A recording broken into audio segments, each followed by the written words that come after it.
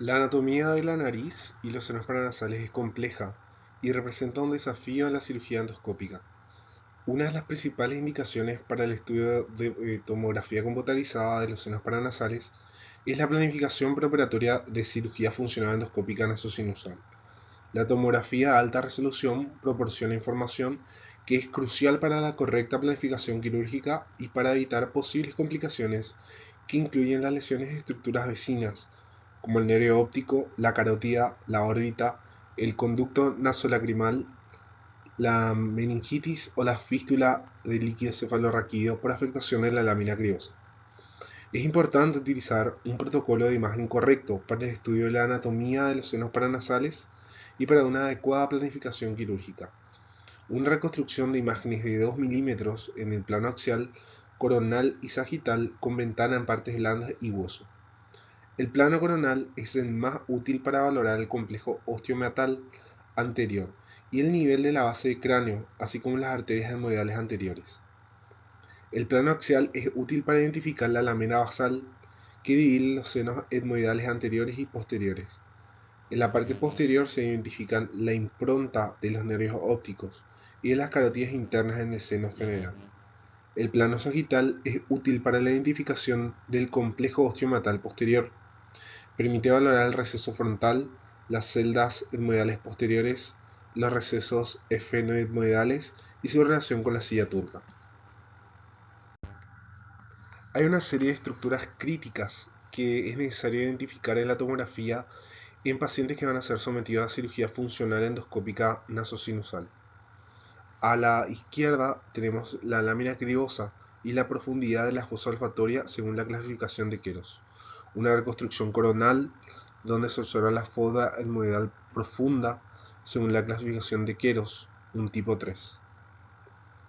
En la lámina derecha se puede observar la lámina papirácea, donde se delimita el borde medial de la órbita. En la imagen podemos ver una reconstrucción coronal que demuestra la protrusión de las celdas etmoidales hacia las órbitas por la dehiscencia de ambas láminas papiráceas, lo cual está indicado en las flechas de color naranja. La carótida interna tiene un grado de impronta en el seno esfenoidal y es posible su dehiscencia. En la lámina de la izquierda podemos observar una reconstrucción axial donde se observa la dehiscencia de la carótida. Esta protruye en el seno esfenoidal, lo cual está indicado con la flecha de color rojo.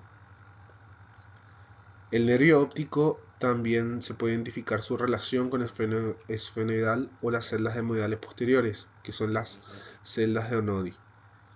También en la reconstrucción coronal se puede observar la dehiscencia de ambos nervios ópticos. Se encuentran rodeados por el aire del seno esfenoidal en más de un 50%. El seno esfenoidal puede contar con diferentes variantes en cuanto a la neumatización. En la lámina de la izquierda podemos observar una reconstrucción coronal, una hiperneumatización del seno esfenoidal. En la imagen de la derecha podemos observar la reconstrucción coronal que muestra los canales de las arterias etmoidales en el tercio superior de la lámina papirácea, lo cual está indicado con flechas de color naranja en ambos lados de la fosa nasal. El complejo osteomeatal está ubicado anatómicamente en el meato medio. Representa la comunicación entre los senos maxilares, frontales y celdas etmoidales anteriores. Incluye el ostium del seno maxilar, el infundíbulo maxilar, el proceso uncinado, el hiato semilunar, la bulla etmoidal y el cornete medio. Representa una de las principales áreas anatómicas rinosinusales. El ostium maxilar se localiza en la porción superior de la pared medial del seno maxilar y drena la parte posterior del infundíbulo etmoidal.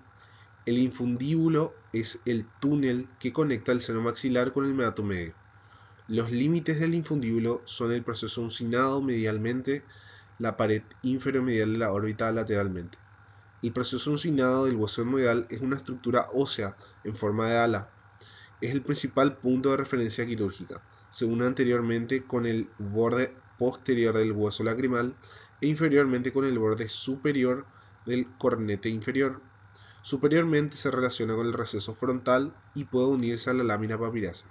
El suelo del seno etmoidal a las celdas del Aer-Nazi o al cornete medio. El hiato semilunar tiene una forma de semiluna y es la región que se sitúa entre el proceso uncinado y la bulla etmoidal. Recibe el drenaje de las celdas etmoidales anteriores y el seno maxilar a través del infundíbulo.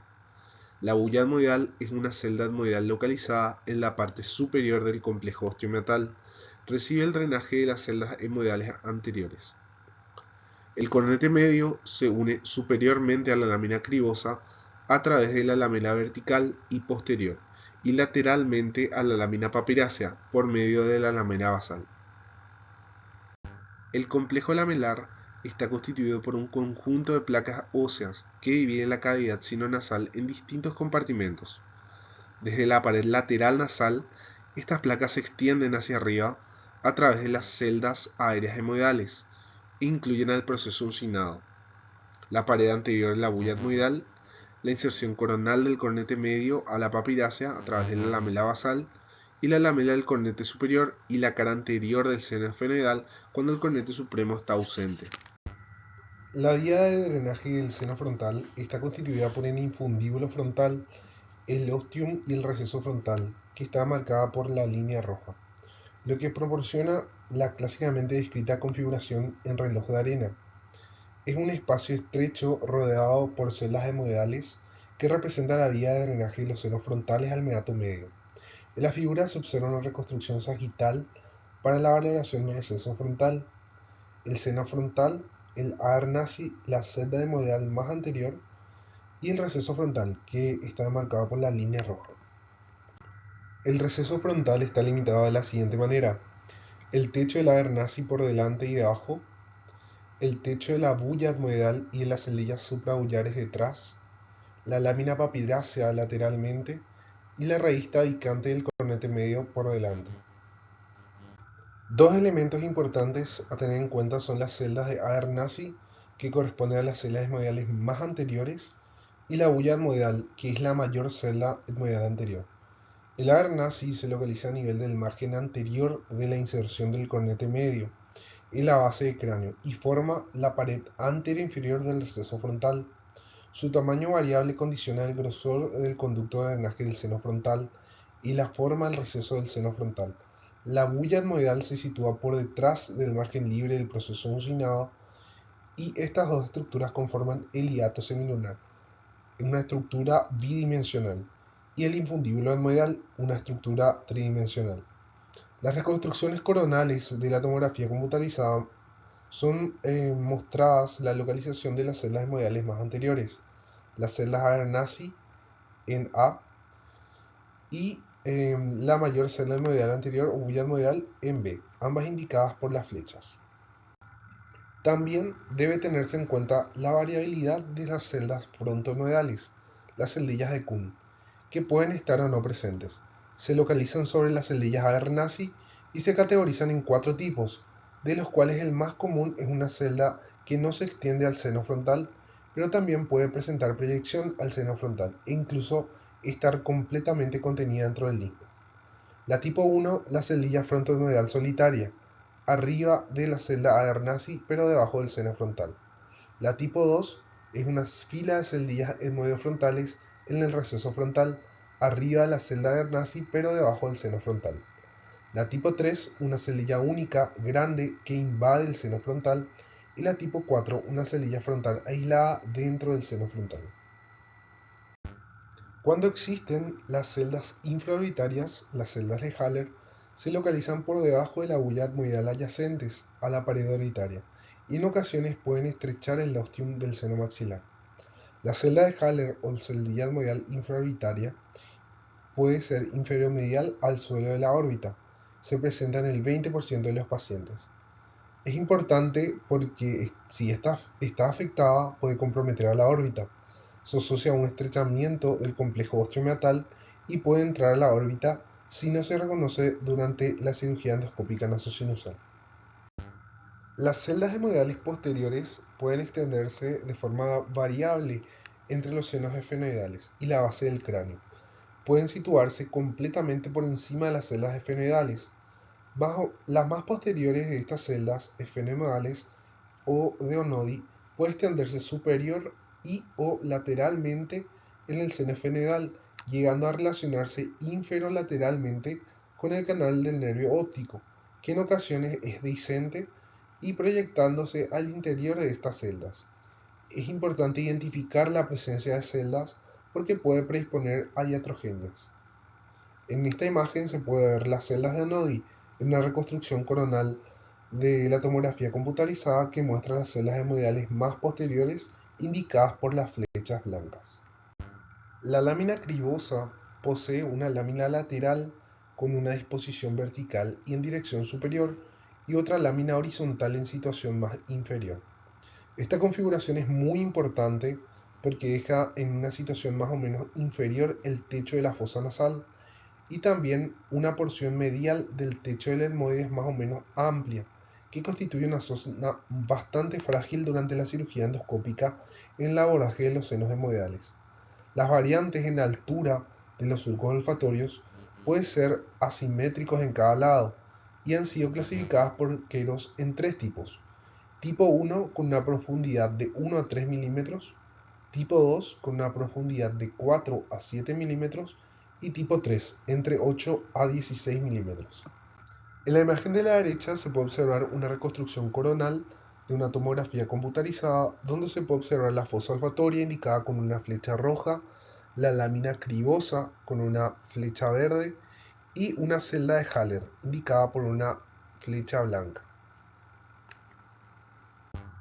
Mientras más estrecha es la fosa olfatoria, esta quiere más profundidad y de esta forma aumentan el riesgo quirúrgico según la clasificación de Queiroz.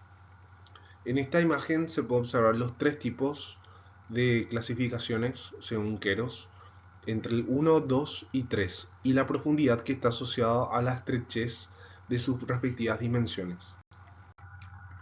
El complejo osteomeatal posterior incluye el ostium del seno frontal, las celdas hemodiales posteriores y el receso esfenohemodial, que drenan el meato superior. En la figura podemos observar el complejo osteomeatal posterior en una reconstrucción sagital, el seno esfenoidal, el ostium del seno esfenoidal indicada por una flecha verde y el receso esfenohemodial indicado en un asterisco rojo.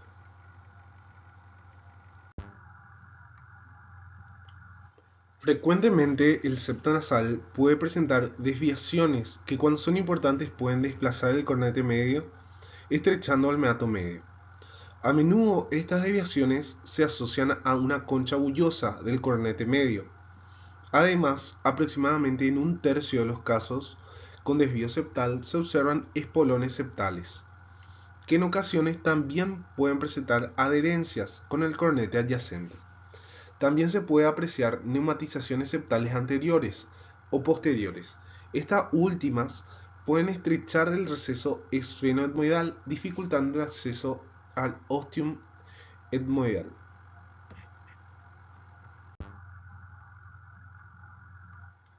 Las variantes del cornete medio son frecuentes y pueden comprometer al complejo osteomeatal.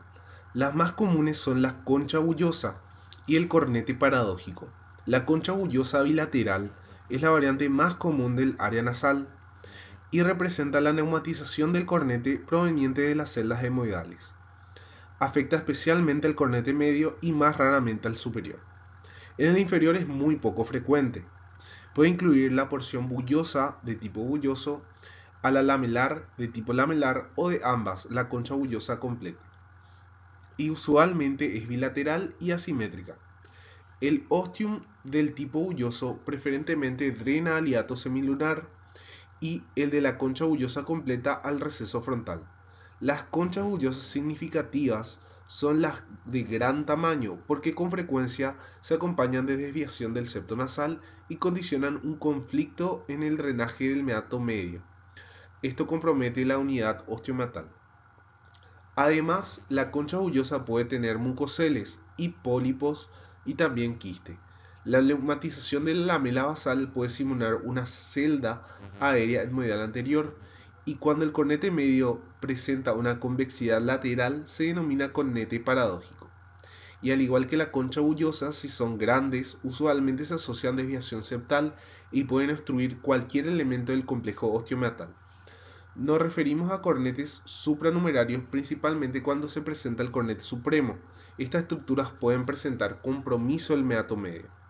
El cornete medio secundario es una rara variante que consiste en un cornete accesorio que se localiza en el cornete superior y el medio.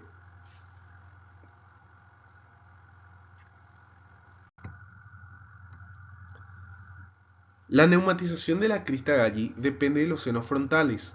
No debe confundirse con una celda etmoidal y predispone a un mucocele cuando se comunica con el receso frontal.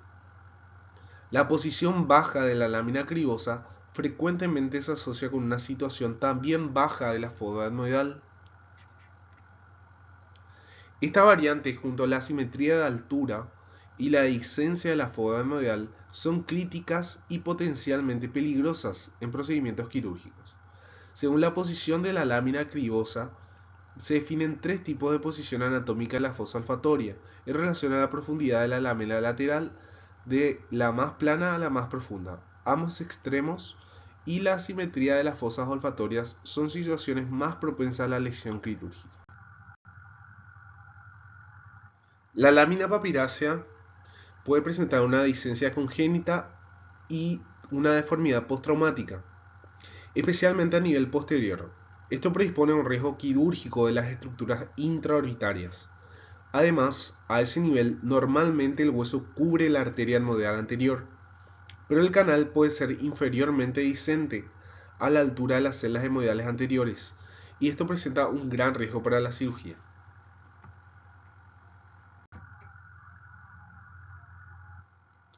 Existen varias desviaciones morfológicas del proceso uncinado.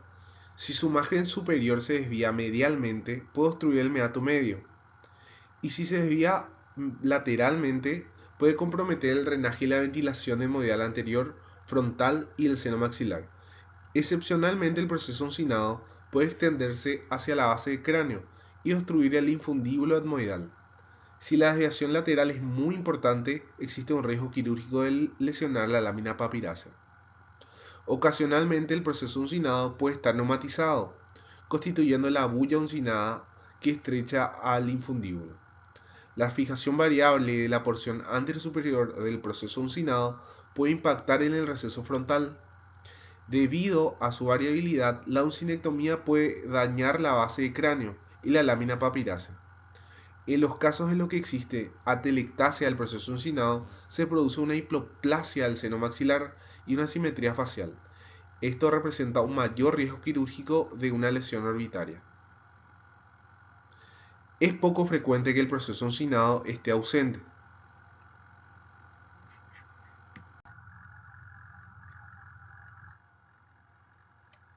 En cuanto al complejo laminar, es importante mencionar que el conjunto de laminillas puede estar deformado, remodelado, desplazado o roto. La quinta laminilla no se identifica cuando el seno esfenoidal no está neumatizado. Los senos maxilares pueden presentar variantes anatómicas. Las más frecuentes son la presencia de septaciones, que pueden ser fibrosas u óseas, de osteoaccesorios y la hipoplasia. La hipoplasia maxilar incrementa el riesgo quirúrgico de las estructuras orbitarias. Cuando existe una hiperneumatización del seno maxilar, se incrementa el riesgo quirúrgico de una fístula oroantral. Y cuando el canal óseo del nervio infraorbitario es dehiscente, se expone el nervio a la patología sinusal maxilar.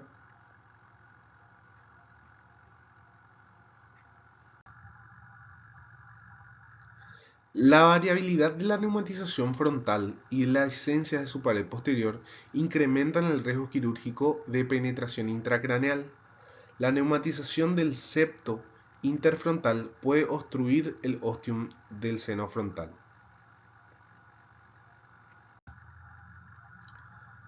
La variable neumatización de los senos esfenoidales incide en la estrategia quirúrgica, de forma que la neumatización de tipo celular completa facilita los procedimientos en esta área. La ausencia de neumatización es una contraindicación relativa de cirugía transesfenoidal. Cuando su neumatización es excesiva, aumenta el riesgo de lesión neurovascular secundaria a la protrusión o dehiscencia de canales vasculonerviosos, como el canal óptico, el canal carotídeo, el canal vidiano y el agujero redondo mayor. Respecto al canal óptico, debe tenerse en cuenta también que la hiperneumatización lateral de las celdas etmoidales posteriores puede condicionar un canal óptico aberrante, con proyección del mismo hacia el interior de las celdas. La presencia de tabique interefenoidal asimétrico y de tabiques accesorios que se inserten en los canales carotídeos óseos u ópticos suponen un importante riesgo quirúrgico añadido.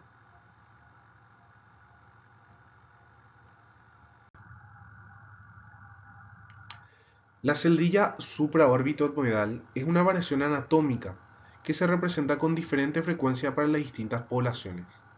Representa un desafío al realizar la cirugía funcional endoscópica del seno frontal, debido a que su presencia dificulta el drenaje del receso frontal mismo y puede ser confundida con el seno frontal. Presenta relaciones espaciales constantes con la arteria etmoidal anterior, siguiendo como marcador anatómico confiable. Se destaca la importancia de considerar la presencia de tabiques óseos en el seno frontal. En la imagen, en el corte coronal y sagital se puede observar marcado por un asterisco la celda supraórbito-etmoidal. Se observa cómo comprime el seno frontal marcado por una flecha naranja y una lámina que divide ambas porciones. La clasificación de Lund-Mackay es un sistema de puntuación utilizado para evaluar la severidad de la poliposis nasal y otros tipos de sinusitis crónica a través de la tomografía computarizada de los senos paranasales. Es una herramienta objetiva que se basa en la extensión de bloqueo o la inflamación de diferentes senos paranasales. La clasificación evalúa la opacidad o bloqueo de los senos paranasales de forma bilateral y asigna una puntuación a cada uno de los siguientes senos y estructuras: los senos maxilares, frontales, efenoidales, etmoidales anteriores, etmoidales posteriores y el complejo osteomatal. La puntuación va de 0 en una ausencia de opacificación, 1 en una opacificación parcial y 2 en una opacificación total. El complejo osteomatal también recibe una puntuación de 0 a 2. 0 corresponde a ausencia de obstrucción y 2 a un complejo osteomatal obstruido. El puntaje máximo es de 24. Sin embargo, la interpretación clínica es la de 0 a 4 significa normal o mínima enfermedad, 5 a 9 una enfermedad moderada y 10 a 24 una enfermedad grave. Esta clasificación es muy útil para evaluar la necesidad de intervenciones quirúrgicas o tratamientos médicos en los pacientes con sinusitis crónica o poliposis nasal. También para realizar un seguimiento de la efectividad del tratamiento.